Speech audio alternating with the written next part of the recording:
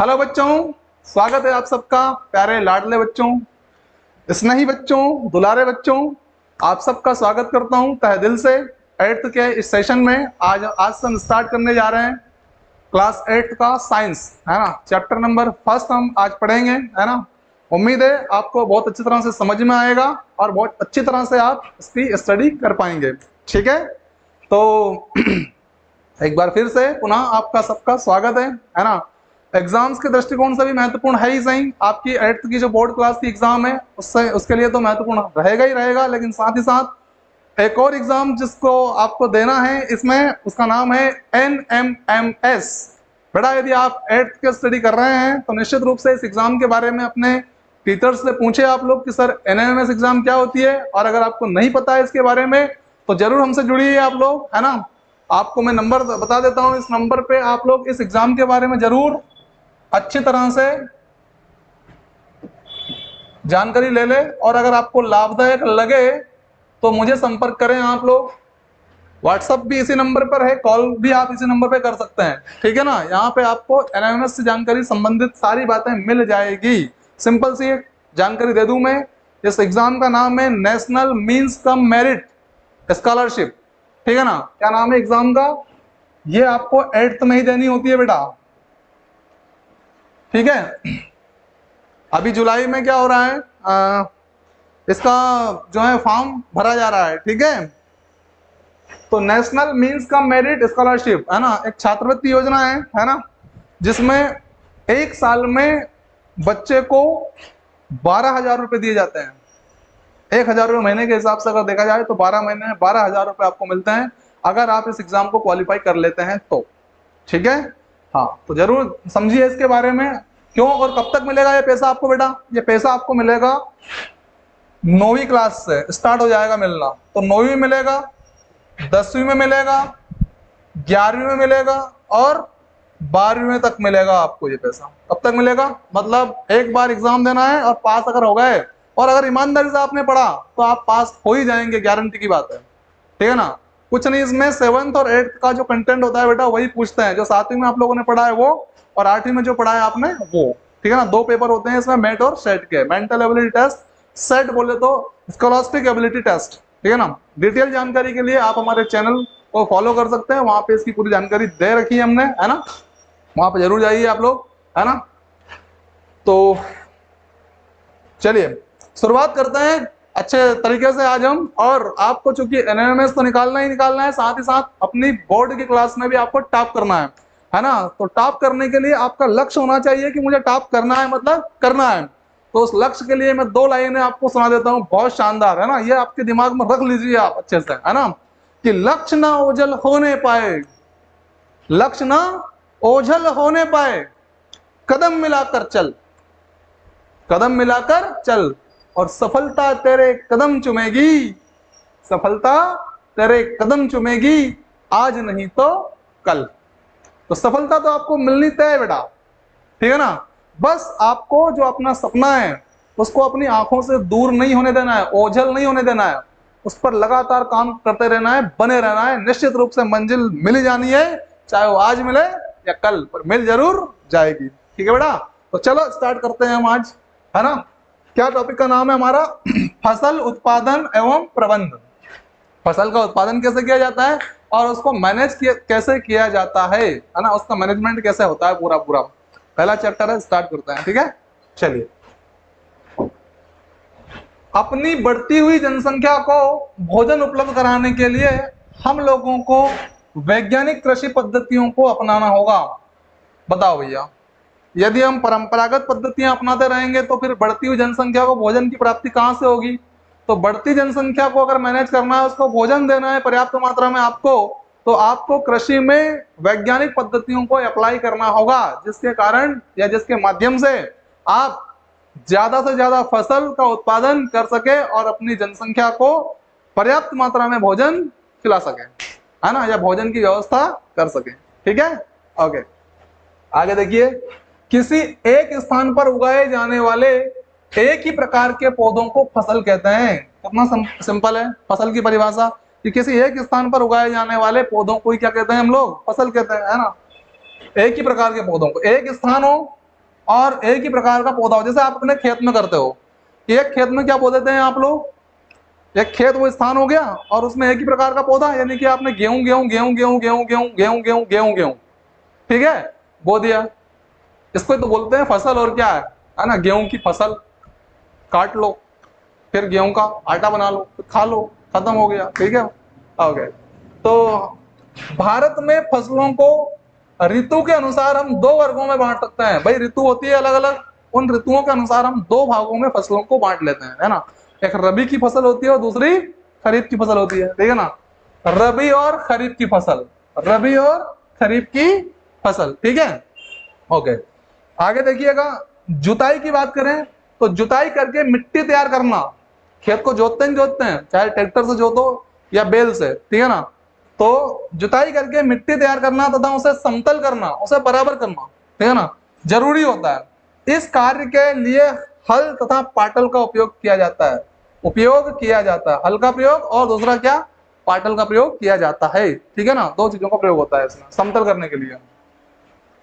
बीजों को मिट्टी में उचित गहराई पर बोना, अब आपको मालूम है ना, एक निश्चित गहराई होती है ना, कि भाई इससे ज्यादा अगर नीचे बो दिया आपने तो सड़ जाएगा फिर, तो बहुत ज्यादा गहराई में भी बोना है और बहुत ज्यादा ऊपर भी नहीं बोना है, नहीं तो जो जानवर होते हैं वो खा जाएंगे, ठीक है। तो क्या बोला गया है, बीजों को मिट्टी में उचित गहराई पर बोना, उचित गहराई जो उसके लिए जरूरी है उतनी गहराई पर बोना, तथा उनके बीच उचित दूरी रखना। जो जैसे कि दो बीज है, कितने हैं, दो बीज है, तो इनके बीच में ये उचित दूरी होना भी जरूरी है ना। हाँ, दूरी रखना अच्छी उपज के लिए जरूरी है। अगर अच्छी बड़े बम्पर पैदावार आपको करनी है तो ये दो शर्तें बहुत ज्यादा जरूरी है ना। एक तो उचित गहराई में बोना और दूसरा उचित दूरी होना दो बीज के बीच में, दो सीड्स के बीच में, है ना, बीजों के बीच में, ठीक है। यस, बीजों की अच्छी किस्म का चयन करके स्वस्थ बीजों को बोया जाता है। भाई पहले तो आपने देखा होगा, जैसे आप सोयाबीन बोते होंगे या कुछ भी और दूसरा कुछ बोया जाता होगा आपके खेत में, तो आप सोयाबीन का पहले क्या करते हो, उपचार करते हो कि नहीं, पहले देखते हो कितनी उग रही है सोयाबीन, नहीं उग रही है तो जो उगने वाली होती है उसको ही हम खेत में बोते हैं। तो पहले क्या होता है, उपचार होता है, उसको समझा जाता है, देखा जाता है, उगा के प्रैक्टिकली देखा जाता है, ठीक है। तो बीजों की अच्छी किस्म का चयन करके स्वस्थ बीजों को बोया जाता है, जो स्वस्थ है, तंदुरुस्त है, उन बीजों को ही बोया जाता है, ठीक है। सोड सीडिल की मदद से बुआई की जाती है, सोड दिल नहीं है, सीड ड्रिल है। सीड मतलब क्या होता है, बीज, है ना। ये बीज बोने की मशीन है, सीडिल देखा होगा ना, ट्रैक्टर से चलती है ये। हाँ, तो सीड ड्रिल की मदद से बुआई की जाती है, सीडिल बोलते हैं अपन डायरेक्ट, सीडिल, है ना। यस, हो गया क्लियर। ओके, मिट्टी में पोषक तत्वों की समृद्धि और पुनः पूर्ति की आवश्यकता होती है। आपकी जो मिट्टी होती है ना बेटा, खेत की जो मिट्टी, उस खेत की मिट्टी को पोषक तत्वों की आवश्यकता होती है। और ये पोषक तत्व ऐसा नहीं है कि बस एक बार डाल दिया और जिंदगी भर चलता रहेगा काम, ना बाबा ना। इसको तो आपको हर साल वापस पोषक तत्व देने पड़ेंगे इस मिट्टी को, तो तब जाकर बम्पर पैदावार हो पाएगी, ठीक है ना। आपने देखा होगा आपके घर वाले हर साल खाद डालते हैं आपकी मिट्टी में, डालते हैं, चाहे वो देसी हो या केमिकल वाला हो, है ना, यूरिया वगैरह डालते हैं ना। यस, तो मिट्टी में पोषक तत्वों की समृद्धि और पुनः पूर्ति की आवश्यकता होती है, जिसे कार्बनिक या रासायनिक खाद तथा उर्वरकों के उपयोग से किया जाता है पूरा, है ना। कार्बनिक खाद हो या फिर रासायनिक हो, है ना, उनके माध्यम से उस पोषक तत्वों की पूर्ति या पोषक पदार्थों की पूर्ति की जाती है, किसमें, मिट्टी में, ठीक है। यस, फसलों को नई किस्मों के आने से रासायनिक उर्वरकों के उपयोग में बहुत वृद्धि होती है। जब नई किस्म की जो फसलें आई है ना, बहुत सारे नई किस्मों की फसलें आ रही है ना, तो फसलों को नई किस्मों के आने से, फसलों की नई किस्मों के आने से रासायनिक उर्वरकों के उपयोग में बहुत वृद्धि हुई है। अब आप देख रहे हैं जो केमिकल उर्वरक, जो खाद वगैरह होता है, उनका उपयोग बहुत ज्यादा हो रहा है ना, बहुत ज्यादा हो रहा है, ठीक है ना। यस, तो उसके उपयोग में बहुत वृद्धि हुई है। उचित समय एवं अंतराल पर फसल को पानी देना सिंचाई कहलाता है। भाई सिंचाई क्या चीज है ये, तो उचित समय पर एवं अंतराल पर फसल को पानी देना ही क्या कहलाता है, सिंचाई। आपके घर में लोग खेती करते होंगे तो आपको पता ही है कि हर बार खेत में, जैसे गेहूं का खेत है, तो हमारे घर वाले क्या करते हैं, समय के अंतराल में, थोड़े थोड़े समय के बाद में उस गेहूं के खेत को पानी देते नहीं देते हैं बेटा? देते हैं। तो उसको क्या बोलते हैं? सिंचाई करना कहते हैं। क्या बोलते हैं? समय का अंतराल होना बहुत जरूरी है, उचित समय पर देना और एक निश्चित अंतराल पे देना, ठीक है ना? यही क्या है? ये सिंचाई है, ठीक है? यस। निराई में अवांछित या बेकार एवं बिना उगाए पौधों को हटाया जाता है, जिन्हें खरपतवार कहते हैं। आप लोगों ने देखा होगा महिलाएं नींदना का काम करती है, वही क्या एक तरह की निराई है। तो जो गेहूं का खेत है, उस गेहूं के खेत में से अपन क्या बोलते हैं अपने मालवा क्षेत्र में? एड़ा बोलते हैं। वो एड़ा ही क्या है? वो एड़ा ही खरपतवार होता है, ठीक है ना? तो वो खरपतवार जो है वो अनावश्यक चीज है, उसको हमने बोया नहीं है लेकिन वो आ गया है, ठीक है ना? तो वो क्या है? वो खरपतवार है, ठीक है ना? कीटनाशी के माध्यम से या अपन खुरपी के माध्यम से उसको निकाल देते हैं अलग, ठीक है ना? या उखाड़ के फेंक देते हैं उनको, ठीक है? तो ये खरपतवार है। निराई में अवांछित या बेकार एवं बिना उगाए पौधों को, बिना आप उगाते हो क्या? नहीं उगाते हो तो उग जाते हो उनके मन से ही, है ना?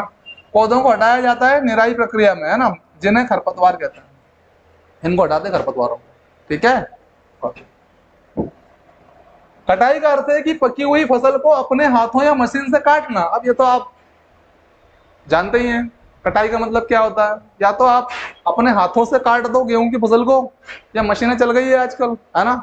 उन मशीनों के द्वारा उनकी कटाई करवा दो, है ना? इसको फसल काटना कहते हैं, ठीक है?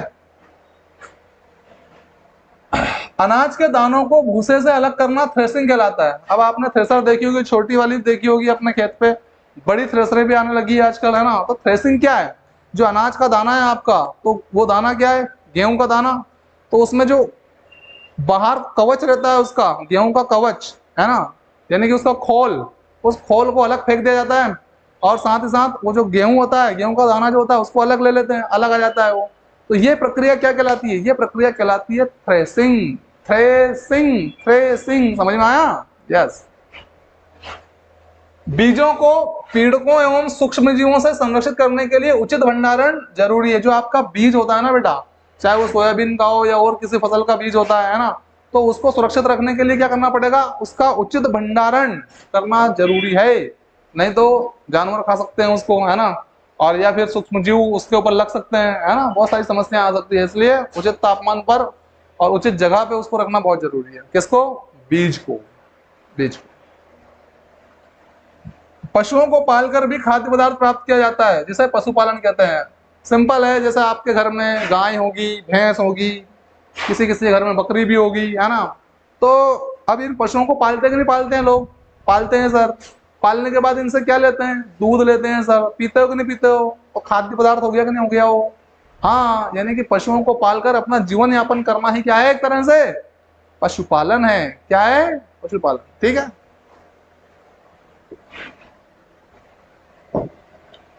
फसल जब एक ही प्रकार के पौधे ये स्थान है बेटा, क्या है ये? किसी स्थान पर बड़े पैमाने पर उगाए जाते हैं तो उसे फसल कहते हैं। वही एक स्थान, एक तरह के पौधे, एक तरह का स्थान और एक तरह के पौधे जब उगाए जाते हैं तो वो क्या है? वो एक तरह की फसल है, ठीक है ना? जैसे उदाहरण के तौर पर चावल की फसल हो सकती है। गेहूं की फसलें मुख्यतः दो प्रकार की होती है ना? फसलें मुख्यतः दो प्रकार की होती है। चावल और गेहूं क्या है? फसलों के उदाहरण है। और फसलें मुख्यतः दो प्रकार की होती है, वही रबी और खरीफ की फसलें, ठीक है? देखो ये खरीफ की फसलें,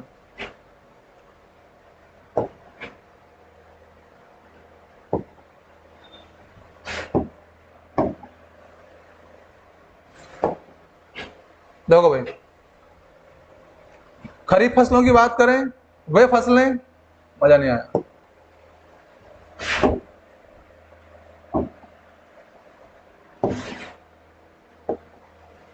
वे फसलें जिन्हें वर्षा ऋतु में बोया जाता है। कौन सी ऋतु में बेटा? वर्षा ऋतु में जिन फसलों को बोया जाता है उन्हें खरीफ फसलें कहते हैं। अब आप जानते ही हैं कि वर्षा ऋतु में कौन कौन सी फसलें बोई जाती है, जानते हो ना? ओके, उन्हें खरीफ फसलें कहलाती है। भारत में वर्षा ऋतु सामान्यतः जून से सितंबर तक होती है।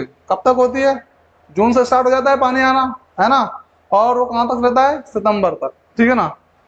उदाहरण के लिए फसलें कौन सी है इसकी? तो धान, सोयाबीन, मक्का, कपास, मूंगफली इत्यादि। ये सब कौन सी फसलें बेटा? आपसे पूछा जाएगा ये प्रश्न, निम्नलिखित में से कौन सी एक खरीफ फसल का उदाहरण है? तो ये सारी खरीफ फसलें ही हैं, ठीक है? सोयाबीन के साथ आप देख सकते हैं मूंगफली बोते हैं थोड़ा बहुत खेत में अपन, कपास वाले कपास बोएंगे उसी सीजन में, है ना? मक्का वाले मक्का, सोयाबीन में मक्का बोलते हैं अपन लोग, कई जगह पे देखा होगा सोयाबीन के खेत में ही मक्का के पौधे जो हैं उगते हैं, उगते नहीं उगते हैं, यस। अब आगे देखिए रबी फसल, शीत ऋतु में उगाई जाने वाली फसलों को रबी फसल कहते हैं। ठंड में जो फसलें उगाई जाती है उनको क्या कहते हैं, उनको रबी फसल कहते हैं। उदाहरण के लिए आपका अपना गेहूं, गेहूं है ना, हाँ रबी फसल। उदाहरण के तौर पर देखिएगा गेहूं है, मटर है, चना है, सरसों है आदि, ये सब किसकी फसलें हैं, ये रबी की फसलें हैं सर, ठीक है ना। ओके, गेहूं, चना, मटर, सरसों आदि, ठीक है ना। और बाकी जो भी आपको याद है वो सब लिख सकते हैं आप, है ना, जो आप गेहूं के साथ बोते हो, ठीक है। कृषि पद्धतियों की बात करते हैं। फसल उगाने के लिए किसान जो क्रियाकलाप करता है उन क्रियाकलापों को कृषि पद्धतियां कहते हैं। भाई आप फसल उगाने के लिए बहुत सारा काम करते नहीं, वो कृषि पद्धतियों के अंतर्गत आता है। यानी कि जैसे उदाहरण के लिए आपने सबसे पहले क्या करा, सबसे पहले आपने खेत को साफ करा, है ना, उसमें जुताई की, है ना, फिर उसको समतल किया मिट्टी को, है ना, उसके बाद बीज का उपचार किया, अच्छे स्वस्थ बीजों को आपने लिया और फिर उन बीजों को बुआई की, फिर उनमें पानी सिंचाई दिया, पानी सिंचाई देने के बाद में फिर उनको काटने का प्रोसेस किया, काट के फिर अपन घर में लेके आए, घर में लेके आए फिर घर में उसको रख दिया व्यवस्थित। क्या है, कृषि पद्धति एक तरह की, है ना आपकी, यस। मिट्टी तैयार करना, देखिएगा मिट्टी तैयार करना, इसमें किसान मिट्टी तैयार कैसे की जाती है, देखो आप, तो इसमें किसान मिट्टी की जुताई करता है, जोतता है, बखर बखर हटता है कि नहीं हटता है, हटता है ना, बखर निकालता है, हाँ जुताई करता है। उसमें बहुत सारी कृषि औजारों का इस्तेमाल करता है, बहुत सारे कृषि के औजार इक्विपमेंट जो होते हैं उनका इस्तेमाल करता है वो, है ना। पहले के समय में हल का इस्तेमाल आमतौर पर किया जाता था, पहले के किसान क्या करते थे, हल का इस्तेमाल करते थे।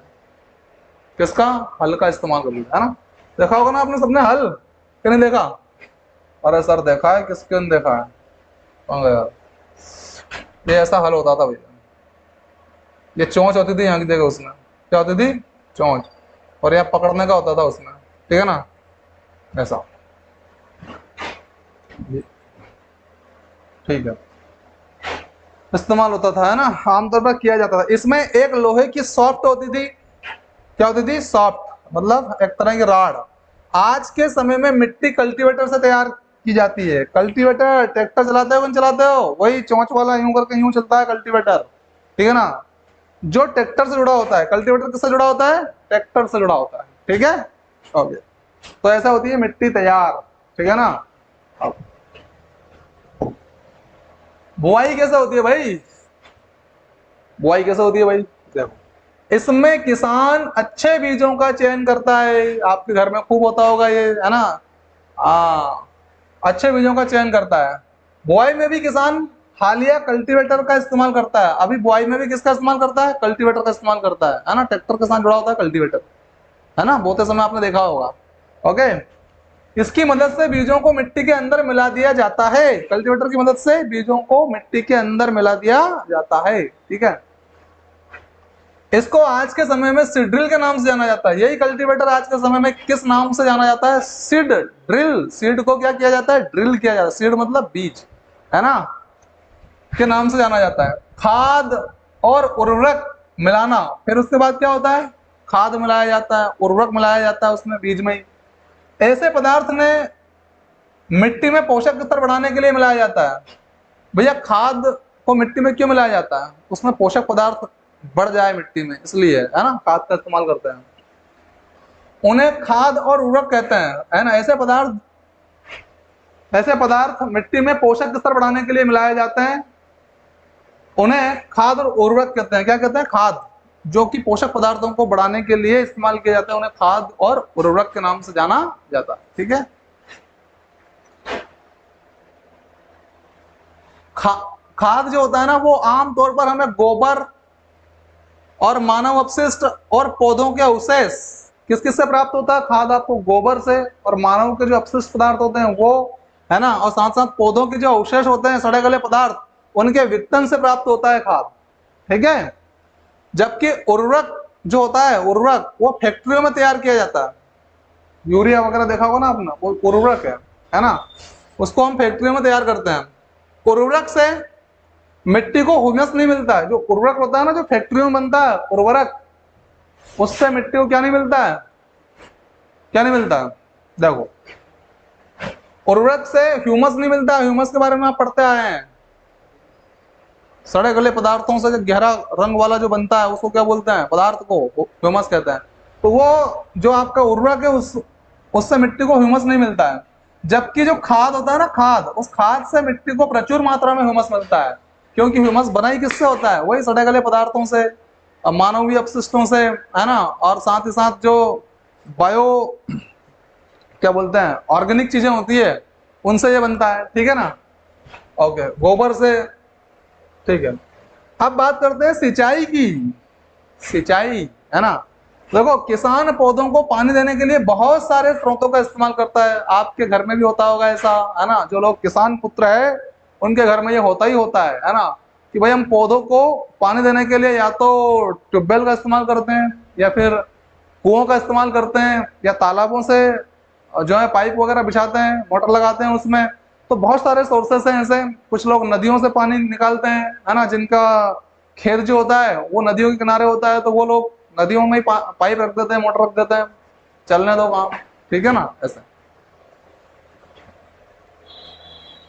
इसे हम सिंचाई कहते हैं। तो ये सारे स्रोतों का इस्तेमाल करता है और इसको हम क्या बोलते हैं? सिंचाई कहते हैं। इनके माध्यम से सिंचाई के नाम से जानते हैं। सिंचाई में के मुख्य स्रोत कुआं है, तालाब है, ट्यूबवेल है, इत्यादि। ये क्या है? ये मुख्य स्रोतों में है भैया, कुआं, तालाब और ट्यूबवेल। सिंचाई की दो आधुनिक विधियां छिड़काव तंत्र और ड्रिप तंत्र है भैया। कौन सा? दो आधुनिक विधियां कौन सी है? तो छिड़क देते हैं अपन पानी को, और दूसरा क्या है? ड्रिप तंत्र है ना? आगे देखेंगे चित्रों के माध्यम से इनको हम। ठीक है ना? तो आधुनिक विधियां छिड़काव तंत्र और ड्रिप तंत्र। ये पूछा जाता है आपसे कि सिंचाई की दो आधुनिक विधियों के नाम बताइए, तो छिड़काव और ड्रिप तंत्र और लगा दो उसके आगे। ठीक है? ओके, आगे बात करेंगे खरपतवार से सुरक्षा। खरपतवार बोले तो अपनी मालवा में बोले तो एड़ा। क्या बोले? एड़ा। ठीक है, देखो भाई, इससे सुरक्षा कैसे की जाए? तो खेत में कुछ फसल के अलावा अवांछित पौधे उग जाते हैं जिन्हें खरपतवार कहते हैं। ये तो हमें पता है सर, है ना? हाँ, अवांछित पौधे जिनकी इच्छा नहीं थी उगाने की लेकिन उग गए हैं वो, उसको बोलते हैं खरपतवार। ठीक है ना? खरपतवार हटाने की प्रक्रिया को निराई कहते हैं। और अभी पढ़ा निराई के बारे में भी, कि वो जो अनावश्यक पौधे हैं उनको हटा देना ही क्या कहलाता है? निराई कहते हैं उसको। ठीक है ना? खुरपी से करती है कि नहीं माता बहनें? करती है, यस।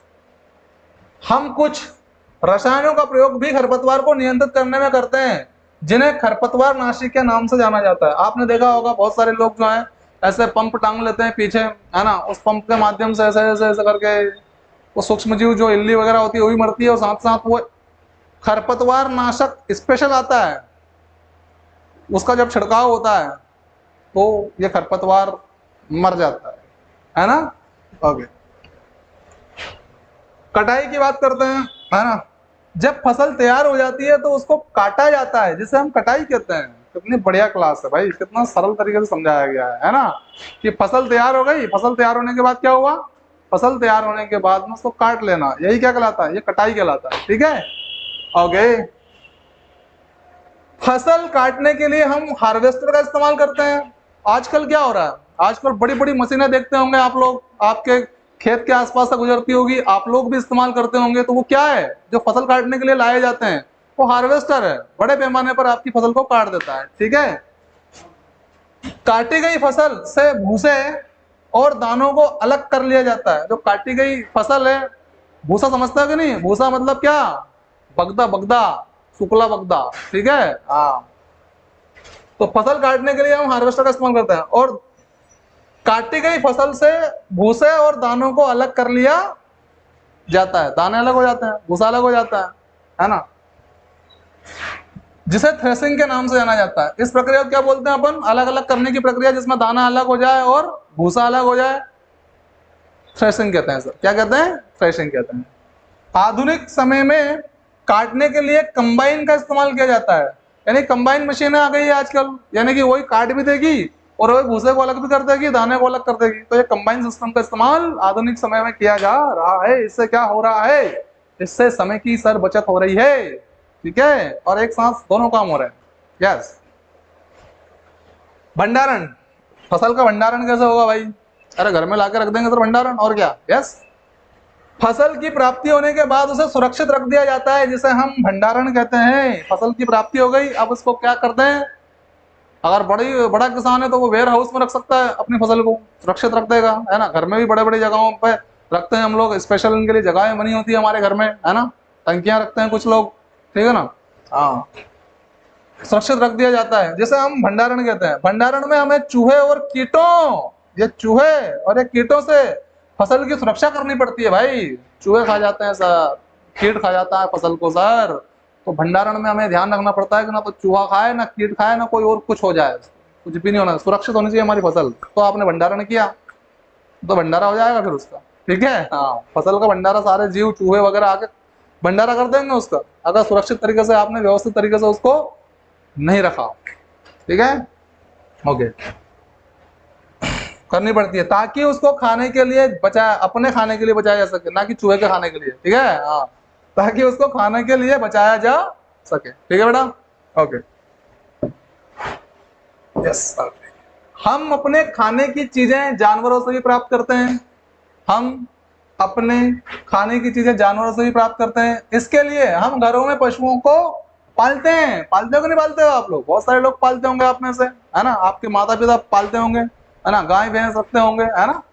हाँ, ग्रामीण क्षेत्रों से आने वाले बच्चों को तो ये आम लगता है, आम खाने वाला नहीं रे बाबा, आम बात होती है ना, एक आम बात, वो वाला मामला है, ठीक है। हाँ, ठीक है। अच्छा, एक बात और, एनएमएस की जो मैंने बात की थी आपसे, इस एग्जाम के बारे में अभी बताया था मैंने क्लास शुरू होने पर, है ना।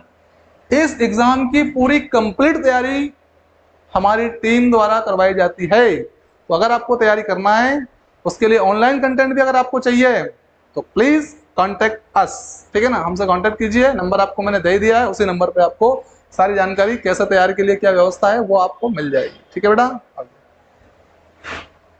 आगे देखते हैं। पैसा इसमें 1000 रुपए महीने के हिसाब से बेटा, इसमें 12,000 रुपए मिलते हैं एक साल में। कितने मिलते हैं? 12,000 रुपए मिलते हैं इसमें, 12,000, 12,000 ऐसा लिख देता हूँ। एनएमएस में 12,000 रुपए मिलेंगे आपको एक साल में, ठीक है ना। ये 4 साल तक मिलेंगे, यानी कि 48,000 रुपए मिलेंगे आप लोगों को, ठीक है। परीक्षा एक ही बार निकालनी है आप, क्लियर। ओके, आगे बात करते हैं। छिड़काव तंत्र के बारे में बताया गया है। देखो, ड्रिप तंत्र है और एक दूसरा क्या है? छिड़काव तंत्र है। फसल जो होती है उसके ऊपर अगर आपको सिंचाई करनी है तो छिड़क भी सकते हो आप लोग, पानी की बचत हो जाएगी। ड्रिप तंत्र भी है ना। तो ये दो आधुनिक पद्धतियां हैं जिसके माध्यम से बड़ी आसानी से और कम समय में आप अपनी फसल की सिंचाई कर सकते हैं, ठीक है।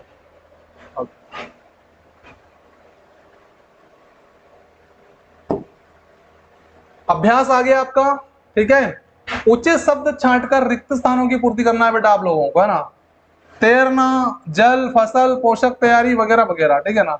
एक स्थान पर एक ही प्रकार के बड़ी मात्रा में उगाए गए पौधों को हम सर फसल कहते हैं।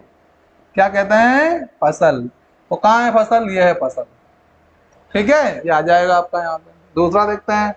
फसल उगाने से पहले प्रथम चरण मिट्टी की क्या होती है? मिट्टी की जल, फसल, पोषक तैयारी की जाती है। क्या होती है? तैयारी, तैयारी। ये देखो, तैयारी, फसल तैयारी। क्षतिग्रस्त बीज जल की सतह पर तैरने लगेंगे। क्या करने लगेंगे? तैरने लगेंगे सर, ठीक है। फसल उगाने के लिए पर्याप्त सूर्य का प्रकाश एवं मिट्टी से है तो पोषक पदार्थ और जल, जल है, दो चीजें बहुत जरूरी है। पोषक पदार्थ भी चाहिए उसको, सूर्य का प्रकाश तो दे ही रखा है, और एक और चीज क्या है? जल, ठीक है ना। क्लियर है बेटा? उत्तर क्लियर है? बढ़े आगे? ओके। कॉलम ए में दिए गए शब्दों का मिलान कॉलम बी से कीजिए। वही जोड़ी बनानी है आपको यार, सिंपल है, ठीक है। देखो, खरीफ फसल कौन सी है भाई? सोयाबीन देख लो कहीं हो तो, धान एवं मक्का है, चलो ठीक है, इसका आंसर यही दे रखा है इसने, यही इसका आंसर है, खरीफ फसल।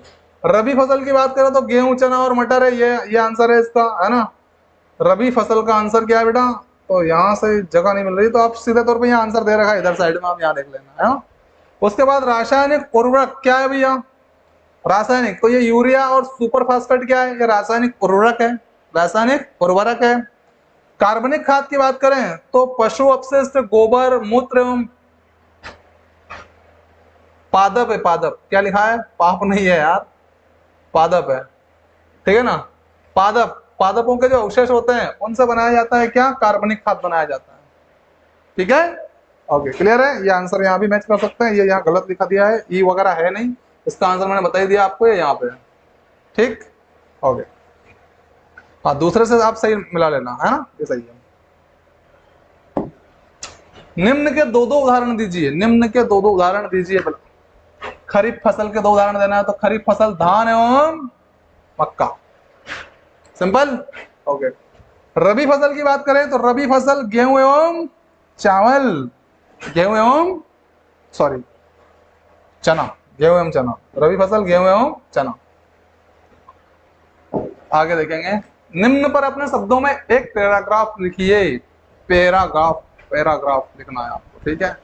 लिखिए, किस पे, मिट्टी तैयार करने पर, बुआई पर, निराई पर, थ्रेसिंग पर, इनके ऊपर बहुत अच्छी तरह से अभी आपको बता दिया सारी चीजों को एक एक करके, फिर भी पैराग्राफ लिखने की बात की उसमें तो लिख डालिए, ठीक है।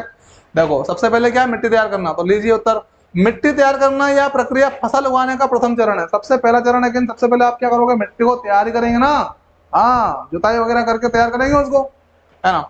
मिट्टी को पलटने और पोला बनाने से मिट्टी को क्या होगी, वो जब आप उसकी क्या नाम से जुताई करेंगे आप, तो जुताई में क्या होगा, नीचे की मिट्टी ऊपर आ जाएगी और वो क्या हो जाएगी, थोड़ी सी खोखली भी हो जाएगी, पोली हो जाएगी, है क्या नहीं। हाँ, तो पोला बनाने से पौधों की जड़ें गहराई तक जाकर शोषण कर सकती है, तो इससे क्या होगा, जब वो पोली हो जाएगी तो पौधे का जो जड़ है वो गहराई तक चली जाएगी, पौधा मजबूत रहेगा, ठीक है ना, यस। और वो पौधा क्या कर सकता है, गहराई तक जाकर पौधा शोषण अच्छे से, जड़ें शोषण अच्छे से कर सकती है।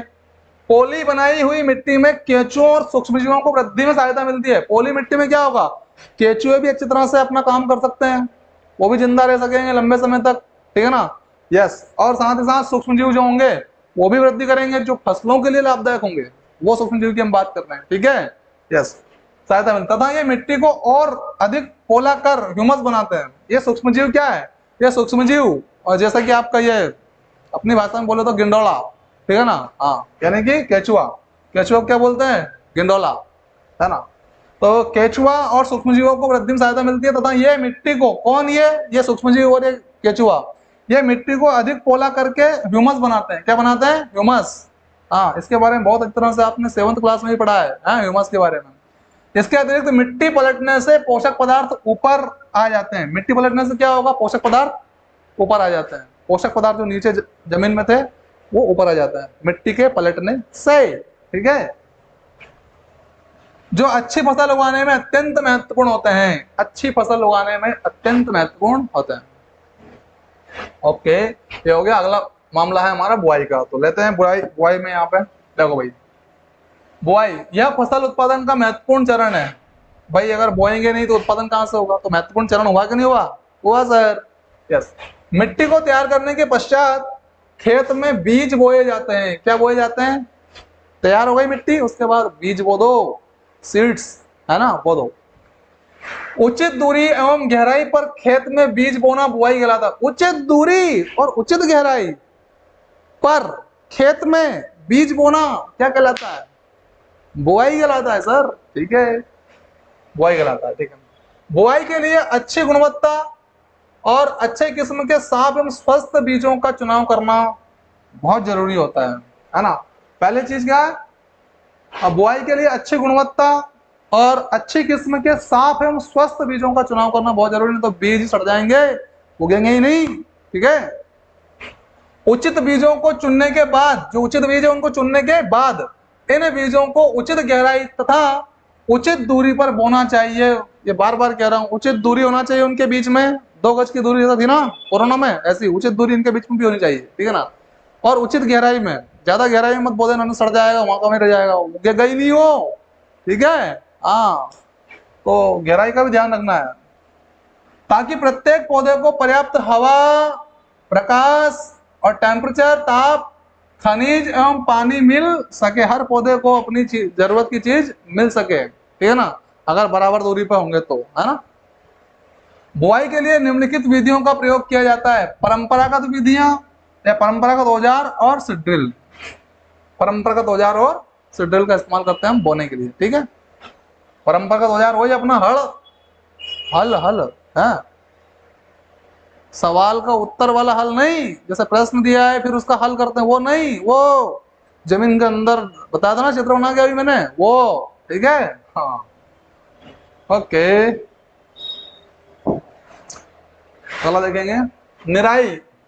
निराई क्या होता है, तो ये यहां से लें आप निराई को, खरपतवार हटाने को निराई कहते हैं, सिंपल भाषा में समझिए। जो अवांछित पौधे उगाए थे ना उनको हटा दो, यही निराई है और कुछ नहीं है। खराब चीजें जो आपके खेत को खराब कर रही है उनको हटा दो, ये निराई है। अवांछित पौधों को हटाना निराई कहलाता है, ठीक है। निराई नहीं करने से खरपतवार जल, पोषक तत्व आदि ग्रहण कर फसल की वृद्धि को प्रभावित कर सकते हैं। भाई अब फसल के साथ ही वो अवांछित पौधे जो है ना, जिसकी आपने इच्छा नहीं की थी कि ये भी उगेंगे लेकिन उग जाते हैं, अगर उनको आप हटाएंगे नहीं तो आपकी जो फसल को जरूरी है ना पोषक पदार्थ, वो फसल से ज्यादा वो खा जाएंगे। तो आपकी जो फसल है ना उस पोषक पदार्थ को नहीं एक्सेस कर पाएगी, नहीं खा पाएगी, तो फिर वो ग्रोथ कैसे करेगी? ग्रोथ करेगा वो खरपतवार, ठीक है ना, इसलिए निराई जरूरी है। हाँ,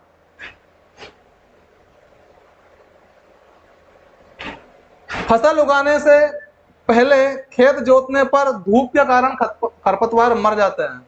फसल उगाने से पहले ही क्या होता है, खेत को जोता जाता है, तो जोतने पर धूप लगती है उसको, तो धूप से क्या हो जाता है, उस टेम्परेचर को सहन नहीं कर पाते हैं, तो उसके कारण क्या हो जाते हैं, वो लटक जाते हैं खरपतवार, ठीक है ना, मर जाते हैं और मिट्टी में मिल जाते हैं, ठीक है ना। अब खरपतवार हटाने का सबसे सही समय फूल एवं बीज बनने से पहले होना चाहिए। भैया सबसे सही समय क्या है, तो फूल और बीज बनने से पहले होना चाहिए। खरपतवार नाशक लगा दो, खत्म हो जाएंगे, ठीक है ना। ओके, खरपतवार को हाथ से भी हटा सकते हो, उखाड़ के आप ऐसे उखाड़ दो उनको, जड़ सहित उखड़ जाएंगे, खत्म ख्याल।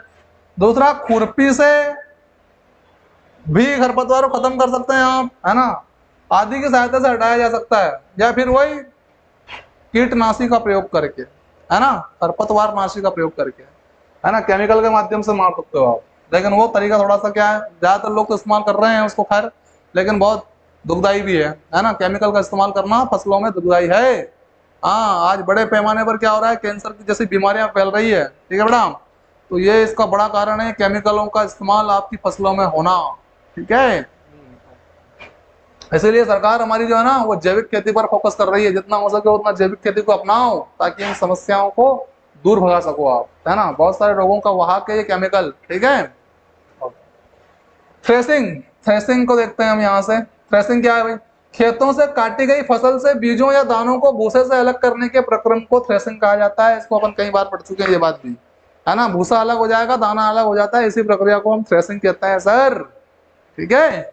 ओके, थ्रेसिंग करने के भी कई तरीके होते हैं, जैसे छोटे खेत वाले किसान अनाज के दानों को फटक कर, जिसको बोलते हैं विनोइंग द्वारा अलग करते हैं, और बड़े खेत वाले किसान कंबाइन मशीन का प्रयोग करके ये काम करते हैं, थ्रेसिंग का काम करते हैं। कुछ लोग तो फटक के कर लेते हैं, छोटी मोटी खेती होती है तो आपने देखा होगा ना, इस तरह से वो दो लोग पकड़ लेते हैं और उसके ऊपर ऐसे उफनते कि नहीं उफनते हैं, वो ऐसा करके ऐसा भी हो जाता है काम, है ना। और कुछ यूँ पटक पटक के जो है, जैसे कि आपने धान देखा होगा तो धान को ऐसे करके लपक लपक के यूँ पटिया वगैरह पे फेंकते हैं नीचे, उससे भी हो जाता है, ठीक है ना। और बड़े खेत वाले क्या करते हैं, कंबाइन मशीन का इस्तेमाल करते हैं, ठीक है। स्पष्ट कीजिए कि उर्वरक खाद से किस प्रकार से भिन्न है। जो उर्वरक है वो खाद से कैसे अलग है ये आपको बताना है, ठीक है। तो पहले खाद देखते हैं। खाद एक प्राकृतिक पदार्थ है जो गोबर से, मानव अपशिष्ट से एवं जो पौधे होते हैं उनके अवशेष के विघटन से प्राप्त होता है। खाद किससे प्राप्त हो रहा है आपको, गोबर से प्राप्त हो रहा है, पादपों का जो अवशेष है, पौधों का जो अवशेष है उससे प्राप्त हो रहा है, मानव अपशिष्ट जो होते हैं उससे प्राप्त होता है। ये होता है क्या, खाद। इसमें ह्यूमस की मात्रा पर्याप्त मात्रा में होती है भाई, ठीक है। यस, खाद खेतों में बनाई जाती है। कहाँ बनाई जाती है खाद, खेतों में बनाई जाती है ना, बड़े बड़े खेत होते हैं इनके लिए स्पेशल, है ना। इससे मिट्टी को प्रचुर मात्रा में ह्यूमस प्राप्त होता है। क्या प्राप्त होता है? इस खाद से ह्यूमस प्राप्त होता है प्रचुर मात्रा में। इसमें पादप, ये पादप है, पादप प का नहीं है, पादप पोषक अपेक्षाकृत कम मात्रा में होते हैं। इसमें पादप पोषक, पादपों के लिए जो पोषक होते हैं ना, वो थोड़ा कम मात्रा में, किनकी अपेक्षा? वो जो केमिकल युक्त खाद होता है उसमें, उसकी अपेक्षा। यह पानी में अघुलनशील होने के कारण इनका अवशोषण धीरे धीरे होता है। भाई आपका जो ये खाद होता है ना, ये पानी में कैसा होता है? थोड़ा अघुलनशील टाइप का होता है, तो फसल में घुलने में इसको टाइम लगता है ना, मिट्टी में घुलने में से टाइम लगता है। जबकि आप यूरिया वगैरह डालते हो तो घुल जाता है जल्दी से, ठीक है ना। ये उर्वरक देखो, उर्वरक एक अकार्बनिक लवण है भैया। ये प्रश्न भी बहुत महत्वपूर्ण है आपके लिए कि जो है उर्वरक क्या है? तो एक अकार्बनिक लवण है जिसमें कार्बनिक चीजें नहीं होती है, कार्बन नहीं होता है, ठीक है। इसका उत्पादन कारखानों में होता है। कहाँ होता है? कारखानों में। उसका कहाँ हो रहा था? खेतों में होता है ना। इससे मिट्टी को ह्यूमस प्राप्त नहीं होता है। भाई उससे ह्यूमस मिल रहा था तो इससे ह्यूमस नहीं मिलता है ना। ओके। इसमें पादप पोषक प्रचुरता में होते हैं। पादपों के लिए जो पोषक पदार्थ होते हैं ना, वो प्रचुर मात्रा में होते हैं, है ना। इसलिए ज्यादातर इसका इस्तेमाल लोग करते हैं भी है, ठीक है। और यह पानी में घुलनशील होने के कारण इनका अवशोषण शीघ्र हो जाता है। पानी में तुरंत घुल जाता है ये, है ना। तो इनका जो है ये पौधे में, या मिट्टी जो कहते हैं अपन, उस मिट्टी में तुरंत घुल जाता है। और मिट्टी में पौधे की जड़ें होती है, तो जड़ों के माध्यम से तुरंत पौधे को प्राप्त हो जाते हैं। कौन? उर्वरक, है ना। ओके।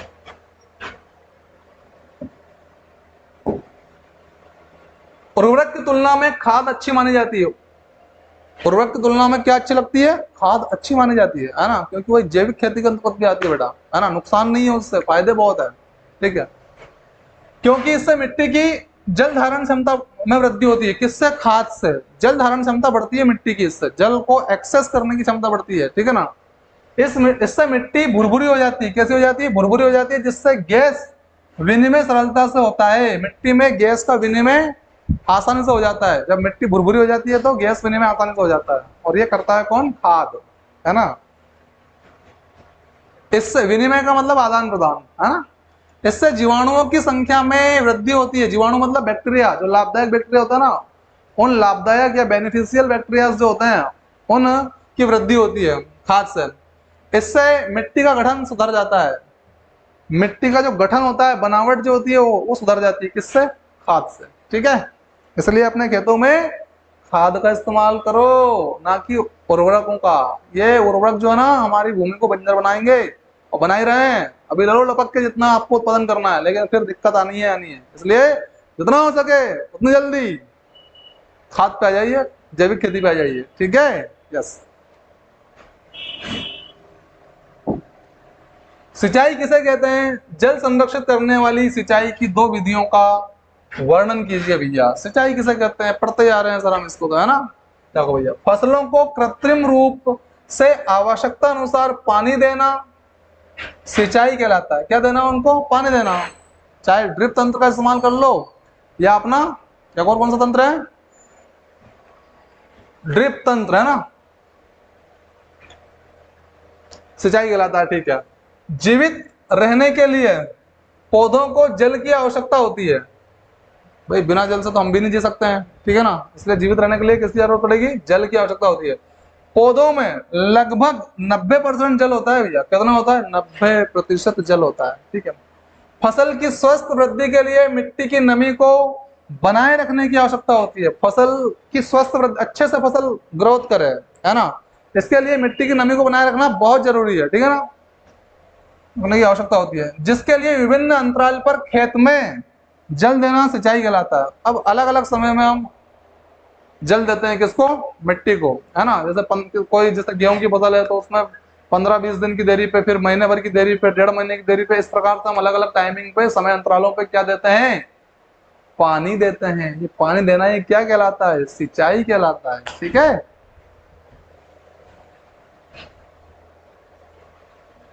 जल संरक्षित करने वाली सिंचाई की दो विधियां निम्नलिखित है ना। एक तो छिड़काव तंत्र, है ना। छिड़काव तंत्र की बात करें तो यहां देखो, इस विधि का इस्तेमाल असमतल भूमि जहां पर जल कम मात्रा में उपलब्ध हो के लिए किया जाता है। छिड़काव तंत्र का जो इस्तेमाल है वो कहाँ पे होगा? एक तो जमीन उबड़ खाबड़ हो, दूसरी चीज क्या, वहां पर जो है पानी की कमी हो, तो वहां पर छिड़काव तंत्र का इस्तेमाल किया जाता है। दूसरा ड्रिप सिस्टम है ना, जहां पर जल का कम मात्रा में उपलब्ध हो, के लिए किया जाता है। इसमें नलों के ऊपर घूमने वाले नोजल पंप लगे होते हैं, नोजल लगे होते हैं। किसके ऊपर? नलों के ऊपर घूमने वाले, है ना, नोजल लगे होते हैं, है ना, किसमें? इस छिड़काव तंत्र में, है ना। ओके, अगला देखते हैं बेटा। जब पंप से जल मुख्य पाइप में भेजा जाता है, मुख्य पाइप में पंप के माध्यम से जल भेजा जाता है, तो वह घूमते हुए नोजल से बाहर निकलकर वर्षा की भांति छिड़काव करता है। कैसे? ऊपर से नीचे गिरता है, वर्षा की भांति नीचे गिरता है, ठीक है ना। यह विधि बलुई मिट्टी के लिए अत्यंत उपयुक्त है। कौन सी मिट्टी के लिए? बलुई मिट्टी के लिए यह विधि अत्यंत महत्वपूर्ण है भाई, ठीक है। ओके, ड्रिप तंत्र की बात कर लेते हैं। इसमें जल बूंद बूंद करके पौधों पर गिरता है। ड्रिप, ड्रिप का मतलब ही क्या है? बूंद, है ना। तो जल जो है बूंद बूंद करके पौधे पर गिरता है और बेकार नहीं होता। जल क्या है? बेकार नहीं होता है इसमें, ठीक है। यह कम पानी वाले क्षेत्रों के लिए एक वरदान है। जहां ज्यादा पानी की कमी है वहां पर तो ये क्या है? वरदान है, वरदान। कौन सा तंत्र? ड्रिप तंत्र, ड्रिप तंत्र, ठीक है ना। यह विधि फलदार पौधों, बगीचों आदि को पानी देने का सर्वोत्तम तरीका है। तो फलदार पौधे होते हैं, है ना, बगीचे होते हैं, उनमें पानी देने का सर्वोत्तम तरीका है कौन सा तंत्र? ड्रिप तंत्र, ठीक है। ओके, यदि गेहूं को खरीफ ऋतु में बोया उगाया जाए तो क्या होगा? चर्चा कीजिए, आप लोग आपस में चर्चा कर लीजिए, ठीक है ना। अरे सर गेहूं सड़ जाएगा क्योंकि पानी इतना गिरेगा, झेल नहीं पाएगा गेहूं का पौधा, है ना। हाँ, इसलिए नहीं उगा सकते हैं। देखिए, गेहूं एक रबी फसल है, इसे शीत ऋतु में उगाया जाता है। कब उगाते हैं बेटा? शीत में उगाया जाता है। खरीफ ऋतु, खरीफ फसल जो होती है वो जून से सितंबर तक होती है ना। खरीफ फसल जो होती है ना, या खरीफ की जो खरीफ की फसल जो बोई जाती है वो जून से सितंबर तक वो होती है। और इस समय जून सितंबर तक आपको मालूम है पानी बहुत गिरता है ना। तो इस समय वर्षा काफी अधिक मात्रा में होती है। बहुत ज्यादा वर्षा होती है, इसलिए इसे वर्षा ऋतु भी कहते हैं। बहुत ज्यादा वर्षा होती है इसलिए इस ऋतु को क्या बोलते हैं? वर्षा ऋतु भी कहते हैं, ठीक है। और यदि गेहूं को इस समय उगाया जाए तो गेहूं के पौधे अधिक मात्रा में पानी मिलने की वजह से सड़कर खराब हो जाएंगे। वही बात है ना, सड़कर खराब हो जाएंगे, ज्यादा पानी में नहीं उग सकता है रे बाबा, ठीक है, गेहूं। और फसल बर्बाद हो जाएगी। और फसल क्या हो जाएगी? बर्बाद हो जाएगी, आपके हाथ में कुछ नहीं आएगा, ठीक है। ओके,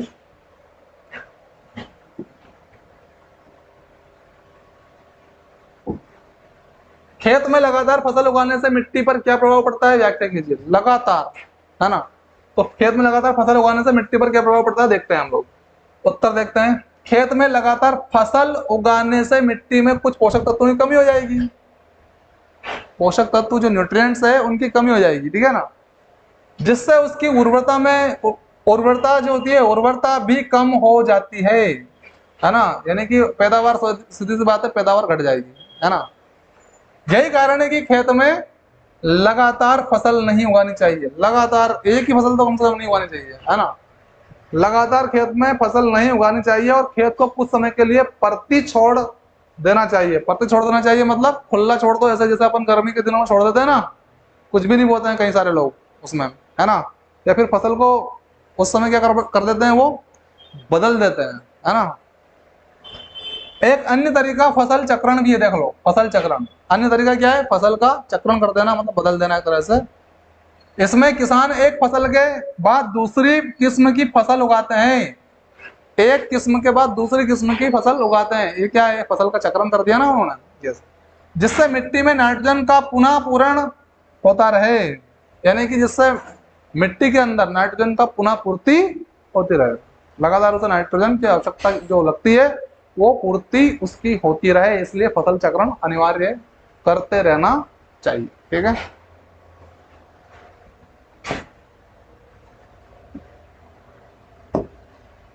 खरपतवार क्या है, हम उनका नियंत्रण कैसे कर सकते हैं? खरपतवार क्या है, हम उसका नियंत्रण कैसे कर सकते हैं? खेत में फसल के साथ कई अवांछित बेकार पौधे उग जाते हैं और इन पौधों को खरपतवार कहते हैं। इनको निराई के द्वारा हटाना बहुत जरूरी होता है, क्योंकि ये फसल की वृद्धि पर प्रभाव डालते हैं और पशुओं एवं मनुष्यों के लिए विषैले हो सकते हैं। इनको नियंत्रण करने के कई तरीके हैं। खरपतवार को कई बार आप पढ़ चुके हैं, अब तो आपको क्लियर ही हो गया होगा खरपतवार है क्या। अरे सर, फसल के साथ उगने वाले अवांछित पौधों को खरपतवार कहते हैं, जिन्हें निराई के द्वारा हम हटा देते हैं, खुरपी से हटा देते हैं, हाथ से उखाड़ देते हैं, कीटनाशी या खरपतवार नाशी का इस्तेमाल करके हटा देते हैं। अगर नहीं हटाएंगे तो हमारे गेहूं की फसल को, जो भी फसल है उसको ये ग्रोथ नहीं करने देंगे, है ना, खुद खा जाएंगे पोषक तत्वों को, है ना, पौधों को लगने नहीं देंगे, ठीक है ना, पोषक तत्व। तो इसलिए इनको हटाना जरूरी होता है। और साथ साथ ये हमारे लिए भी विषैले होते हैं, हमारे जानवरों के लिए भी विषैले होते हैं, इसलिए इनको हटाना जरूरी होता है। ठीक है बेटा। इनको नियंत्रण करने के कई तरीके हैं। नंबर 1, फसल उगाने से पहले खेत जोतकर, इससे खरपतवार पौधे सूखकर मर जाते हैं, है ना। फसल उगाने से पहले ही खेत जोत दो, है ना, तो उनमें क्या धूप लगेगी ना, खत्म हो जाएंगे, ठीक है, सूखकर मर जाते हैं। दूसरा, फूल एवं बीज बनने से पहले, फूल और बीज बनने से, फसल में बीज बनता है कि नहीं, हाँ, उससे पहले हाथ से या फिर खुरपी आदि की सहायता से पौधों को उखाड़ कर, या तो हाथ से ही उखाड़ दो या खुरपी के माध्यम से खत्म कर दो, उसको उखाड़ दो, है ना। तो ये तरीके हैं। या फिर खरपतवार नाशी रसायनों का उपयोग करके, इससे खरपतवार पौधे मर जाते हैं। खरपतवार वाले जो पौधे होते हैं वो मर जाते हैं खरपतवार नाशी से, छिड़काव से। दवा छिड़कते हो कि नहीं छिड़कते हो खेत में, हाँ, उससे भी मरते हैं ये, ठीक है, कौन, खरपतवार। आगे देखते हैं बेटा। निम्न बॉक्स को सही क्रम में इस प्रकार लगाइए कि गन्ने की फसल उगाने का रेखाचित्र तैयार हो जाए। गन्ने की फसल का क्रम बताना है आपको, पहले क्या, उसके बाद क्या, उसके बाद क्या, उसके बाद क्या, उसके बाद क्या, उसके बाद क्या, ऐसा, ठीक है ना। तो देखो भैया, ये दे रखा है उत्तर, यहाँ दे रखा है, प्रश्न ये इतना सारा है, तो सबसे पहले हम उत्तर ही देख लेते हैं। मिट्टी तैयार करेंगे, सबसे पहले क्या करेंगे, मिट्टी तैयार करेंगे। 5वें को पहले नंबर पे ला दिया है ना। मिट्टी तैयार करना, फिर उसके बाद खेत की जुताई करना, फिर उसमें बुआई करना, फिर उसमें खाद देना, फिर उसमें सिंचाई करना, फिर उसकी कटाई करना, और फिर फसल को चीनी मिल में भेज देना जिससे चीनी बन सके, है ना। तो ये उत्तर है प्रॉपर आपका।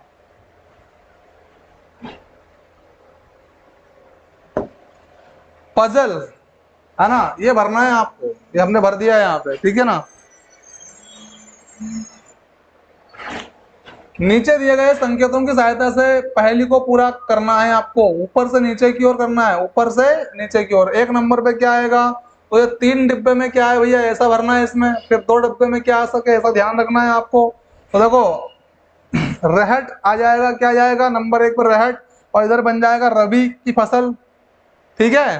तो ये ध्यान रखना, डिब्बे खाली नहीं रहने चाहिए अपने, ऐसे शब्दों का चयन करना है आपको। ये उत्तर नहीं देखना है, पहले आपको अपने हिसाब से भर देना है इसको, ठीक है। दूसरा नंबर की बात करें तो पशुपालन, देखो 5 डिब्बे भर गए, 1 2 3 4 5 पशुपालन। तीसरा क्या, खरीफ की फसल, ये खरीफ, और फिर चौथा क्या, फसल, ठीक है।